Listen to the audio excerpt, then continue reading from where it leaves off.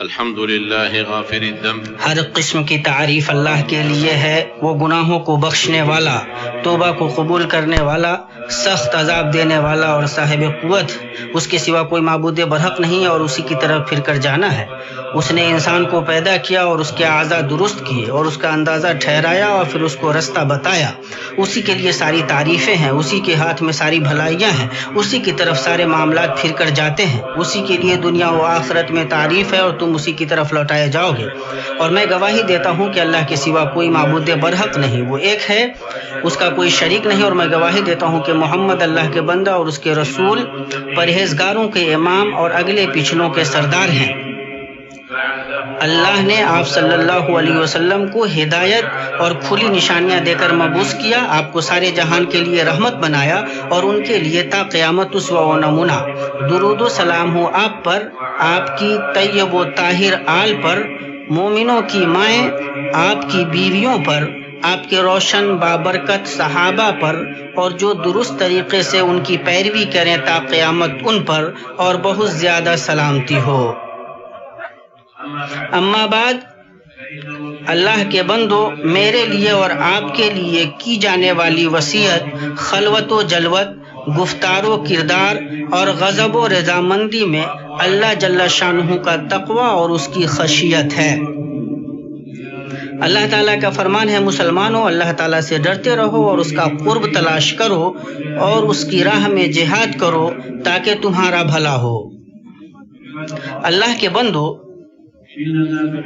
سب کے سب لوگ اس وقت تک الفت، باہمی محبت اور ایک دوسرے پر رحم کے ذریعے حاصل کی گئی اپنے معاملے کی وسعت اور خوشحالی میں ہوتے ہیں جب تک کہ ان پر فحش گو دھاردار زبانیں اور تکلیف دہ کھلواڑ کرنے والے ہاتھوں کا تسلط نہیں ہو جاتا۔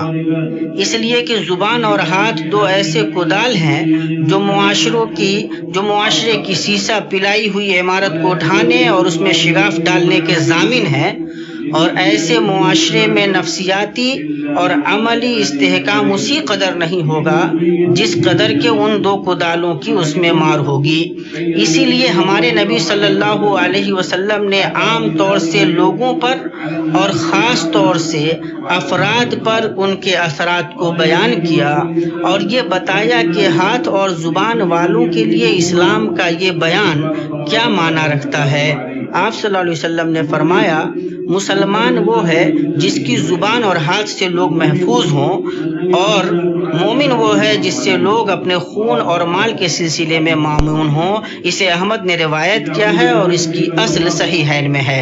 اللہ کے بندو، جب یہ بات جان لی گئی تو یاد رہے کہ سب سے بری چیز جو ہاتھ اور زبان سے لوگوں کے بیچ واقع ہوتی ہے وہ گھناؤنا کام اور خبیث رجحان ہیں جو کالے سیاہ دل میں جاگزیں ہوتے ہیں۔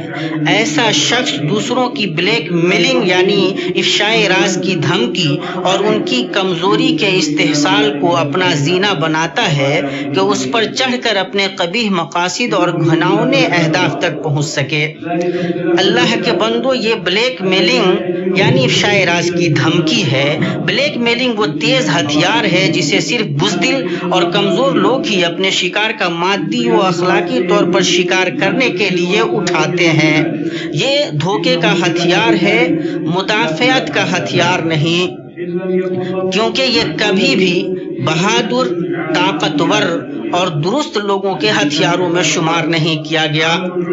اللہ کے بندو، بلیک میلنگ یعنی افشائے راز کی دھمکی جارحانہ عمل ہے جس کے پیچھے غیر قانونی ذاتی خواہشات کو پانے کی حد سے بڑھی ہوئی انانیت ہوتی ہے، ایک ایسے شخص سے جو ان معاملات کے منکشف کیے جانے کی دھمکیوں کے آگے بے بس ہو، جو اسے بادل نخواستہ بلیک میلر کے مطالبات کے آگے جھکنے پر مجبور کرتے ہیں۔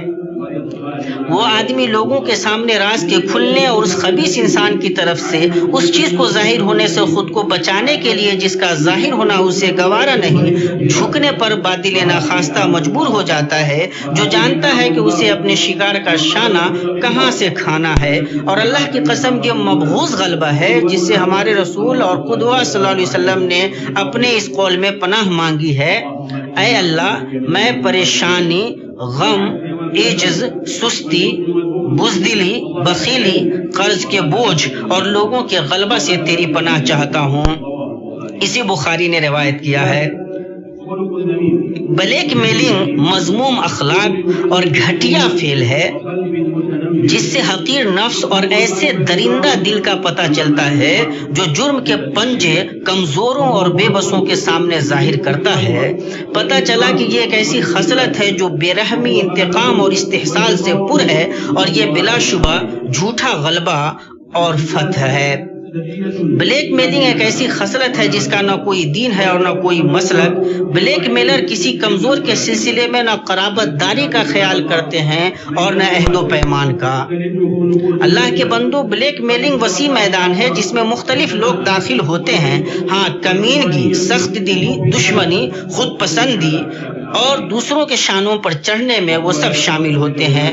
یہ صرف عداوت اور مخاصمت والوں سے ہی خاص نہیں، بلکہ شوہر اپنی بیوی کے ساتھ، بھائی اپنے بھائی کے ساتھ اور دوست اپنے دوست کے ساتھ بھی اس میں ملوث ہو سکتا ہے، کیونکہ جب نفس خبیث ہو جاتا ہے تو پھر اس کا کوئی لگام نہیں ہوتا اور اس کے سامنے دوست دشمن برابر ہو جاتے ہیں، سوائے اس کے لیے جس پر اللہ تعالیٰ رحم کرے اور ان میں سے جنہوں نے آپ صلی اللہ علیہ وسلم کی بات سنی، اسی اچھی طرح سمجھا اور جو سنا اس پر عمل بھی کیا۔ ابن عمر رضی اللہ عنہما سے روایت ہے کہ رسول اللہ صلی اللہ علیہ وسلم ممبر پر چڑھے اور آپ نے بلند آواز میں پکارا۔ آپ صلی اللہ علیہ وسلم نے کہا، اے وہ لوگو کہ جنہوں نے اپنی زبان سے اسلام قبول کیا ہے اور ایمان ان کے دل تک نہیں پہنچا، مسلمانوں کو ایذا نہ پہنچاؤ، انہیں عار نہ دلاؤ اور نہ ان کے بھیدوں کے پیچھے پڑو، اس لیے کہ جو کوئی اپنے مسلم بھائی کے بھیدوں کے پیچھے پڑے گا، اللہ اس کے بھیدوں کے پیچھے پڑے گا، اور جس کے بھیدوں کے پیچھے اللہ پڑے گا اسے رسوا کر دے گا، ہر چند کہ وہ اپنے گھر کے بیچوں بیچ ہی کیوں نہ ہو۔ اسے ترمذی وغیرہ نے روایت کیا ہے۔ اللہ کے بندو، ہمارے موجودہ زمانے میں سب سے زیادہ جو بلیک میلنگ ہوتی ہے وہ اخلاق اور آبرو کے معاملے میں ہوتی ہے۔ یہ سنگین دروازہ ہے جس سے ممکن ہے کہ بلیک میلر داخل ہو اور اس کا شکار اس کے آگے گھٹنے ٹیک دے، خاص طور سے رابطے کے نئے تیز ترین وسائل کے زمانے میں، جس میں شکار کرنے، ہراساں کرنے اور دھوکہ دینے کا بکثرت چلن ہے، اور جس کے ذریعے سے پاگل بھیڑیے اور دوسروں کی دیواروں پر چڑھے چور آتے جاتے ہیں، اور اس میں کوئی شک نہیں کہ عزت و آبرو ان 5 بنیادی ضرورتوں میں سے ہے جن کی حفاظت پر تمام ملتوں کا اتفاق ہے۔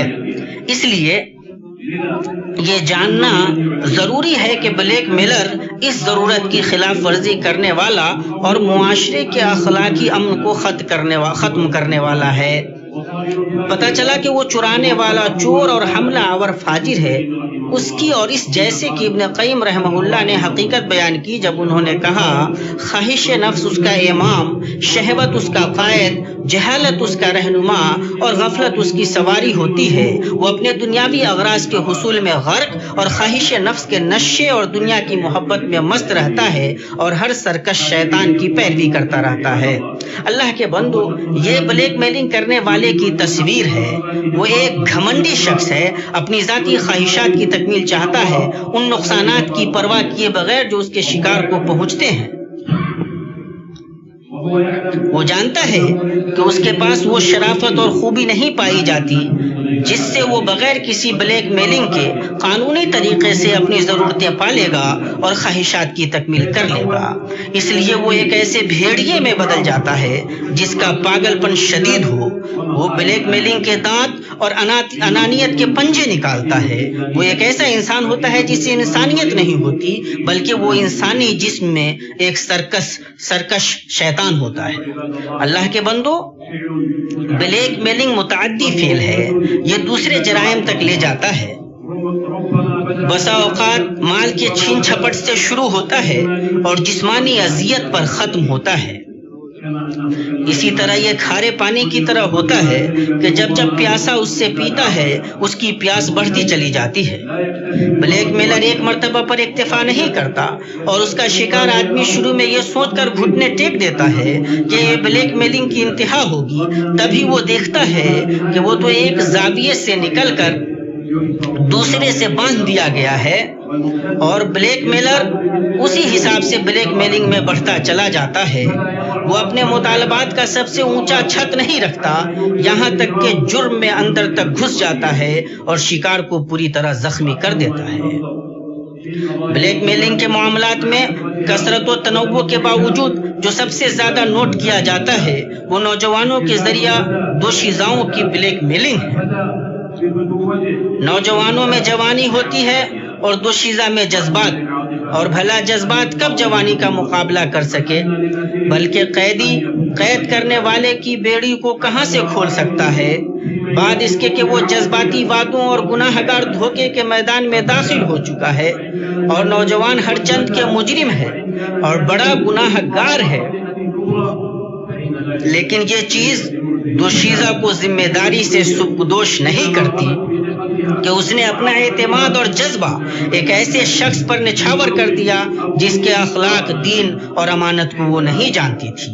ایسا کیسے نہ ہو جبکہ اسی نے تو ورم والے انسان کو موٹا و فربا سمجھا اور مکھوٹے پہنے ہوئے شخص پر بھروسہ کیا، تو اس میں کوئی تعجب کی بات نہیں کہ اس نے اپنی قبر آپ ہی کھودی، اور جو اپنے گھر کے دروازے پر مضبوطی سے تالا نہ لگائے وہ اسے چوروں کے نشانے پر چھوڑ جائے گا۔ بلیک میلر کو بلیک میلنگ پر ابھارنے والی چیز شکار کو حقیر اور کمزور سمجھنا ہی ہے۔ اگر ایسا نہ ہوتا تو وہ اس کے پاس اپنا گمشدہ مال نہ پاتا۔ بلیک میلر کے دل میں گہرائی تک اتری ہوئی برائی کی دلیل کے لیے یہی کافی ہے کہ وہ لوگوں کے بھیدوں اور مخصوص معاملات کا سودا کرتا ہے۔ اس لیے کہ آدمی جب برا ہوتا ہے تو وہ دوسروں کو حقیر سمجھتا ہے اور پھر ان کی حرمتوں کی پرواہ نہیں کرتا، جیسا کہ مصطفیٰ صلی اللہ علیہ وسلم نے فرمایا، وہ اپنے مسلمان بھائی کو حقیر سمجھے۔ آدمی کے برا ہونے کے لیے یہی کافی ہے کہ وہ اپنے مسلمان بھائی کو حقیر سمجھے۔ ہر مسلمان پر مسلمان کا خون، مال اور آبرو حرام ہے۔ اسے مسلم نے اپنی صحیح میں روایت کیا ہے۔ بلیک میلنگ اپنے تمام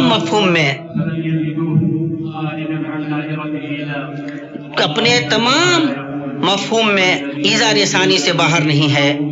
اللہ تبارک تعالیٰ فرماتا ہے کہ وہ لوگ جو ایمان والوں پر بہتان لگا کر ایذا پہنچاتے ہیں انہوں نے بڑا گناہ کیا ہے۔ اللہ تعالیٰ مجھے اور آپ کو قرآن حکیم کی حکمتوں سے نوازے، اس میں میرے لیے اور آپ کے لیے فائدہ رکھے۔ میں اپنے لیے اور آپ کے لیے اور تمام مسلمانوں کے لیے مغفرت طلب کرتا ہوں۔ آپ بھی اللہ تبارک و تعالیٰ سے مغفرت طلب کیجیے اور توبہ کیجیے، بلا شبہ میرا رب رحیم ہے۔ ہر قسم کی تعریف اللہ کے لیے ہے، اس کے احسان پر اور اس کی توفیق و فضل بخشی پر اس کا شکریہ، اور درود و سلام ہو جنت کے دائی مصطفیٰ صلی اللہ علیہ وسلم پر۔ اما بعد، بلا شبہ سب سے اچھی بات اللہ کا کلام ہے اور سب سے اچھا طریقہ محمد صلی اللہ علیہ وسلم کا طریقہ ہے۔ تمام معاملات میں سب سے برا معاملہ دین کے معاملے میں نئی ایجاد ہے، اور دین میں ہر نئی ایجاد بدعت ہے اور ہر بدعت گمراہی ہے۔ تم مسلمانوں کی جماعت کو لازم پکڑو کیونکہ اللہ کا ہاتھ جماعت پر ہے، اور جو ان سے الگ ہوگا جہنم میں ڈالا جائے گا۔ اللہ تم پر رحم کرے۔ پھر جان لو کہ بہت سے فکر مند لوگوں نے بلیک میلنگ کے بارے میں گفتگو کی ہے اور بہت زیادہ طول طویل باتیں کی ہیں۔ ان میں سے بعض نے اسے مسئلہ بتایا ہے اور بعض نے اسے ایک ظاہرہ و رجحان کہا ہے۔ اب یہ چاہے جو بھی ہو، لیکن یہ بلا شبہ اخلاقی جرم ہے اور ایسی برائی ہے جس کا نوٹس لینا مسلم معاشرے کے فکر مند لوگوں کے لیے ضروری ہے۔ اسی طرح ان کے لیے یہ جاننا بھی ضروری ہے کہ دوا تبھی کارگر ہوگی جب بیماری کی صحیح تحدید ہوگی اور اس کے اسباب اور بڑھانے والی چیزوں کو کھنگالا جائے گا۔ اسی طرح یہ جاننا بھی ضروری ہے کہ بلیک میلنگ کا مقابلہ کسی خاص فرد کی ہی ذمہ داری نہیں بلکہ یہ پورے معاشرے کی ذمہ داری ہے۔ ہر آدمی کو اپنی ذمہ داری کے بقدر اس کا مقابلہ کرنا ہوگا۔ خاندان کی ذمہ داری ہے کہ وہ اہل خانہ کو آگاہ کریں۔ مدرسہ اور پڑھا لکھا طبقہ سب کے سب بھی ذمہ دار ہیں۔ اسی طرح امن و امان کے محتمم بھی ذمہ دار ہیں۔ بلیک میلنگ کا علاج امنی، اخلاقی اور تربیتی ہر سطح پر کرنا ہوگا۔ ان میں سے ہر ایک دوسرے کو مکمل کرنے والا ہے۔ صرف امنی یا اخلاقی یا تربیتی گوشہ ہی کافی نہیں۔ جہاں تک امنی گوشے کی بات ہے تو وہ واقع ہونے کے بعد کا علاج ہے، اور جہاں تک اخلاقی اور تربیتی دوا کی بات ہے تو وہ واقع ہونے سے پہلے کا احتیاطی علاج ہے۔ اس لیے اگر دفع نہ کیا جا سکے تو رفع کرنا تو ضروری ہے، اور تمام عقل مندوں کا اس بات پر اتفاق ہے کہ پرہیز علاج سے بہتر ہے۔ یہ باتیں رہیں، اور درود و سلام بھیجو تمام انسانوں میں سب سے بہتر انسان محمد صلی اللہ علیہ وسلم پر۔ اللہ تبارک و تعالیٰ کا فرمان ہے، اے ایمان والو، اللہ اور اس کے فرشتے نبی صلی اللہ تعالیٰ علیہ وسلم پر رحمتیں بھیجتے ہیں، تم بھی ان پر درود و سلام بھیجتے رہا کرو۔ اے اللہ، درود و سلام بھیج محمد صلی اللہ علیہ وسلم پر، اور تو راضی ہو جا ابو بکر، عمر، عثمان، علی سے اور بقیہ تمام صحابہ سے، اور اپنے جود و کرم سے ہم سے بھی، اے ارحم الراحمین۔ اے اللہ، اسلام اور مسلمانوں کو غلبہ دے، اے اللہ، اسلام اور مسلمانوں کو غلبہ دے، اے اللہ، شرک اور مشرکین کو رسوا کر، اے اللہ تو اپنے دین، اپنے کتاب اور اپنے نبی کی سنت کو غلبہ دے، مدد کر۔ اے اللہ، ہمیں ہمارے نفس کو تقوی سے نواز، اے اللہ تو ہمارا بہتر تزکیہ کر، اے اللہ تمام مسلمانوں کے احوال درست فرما۔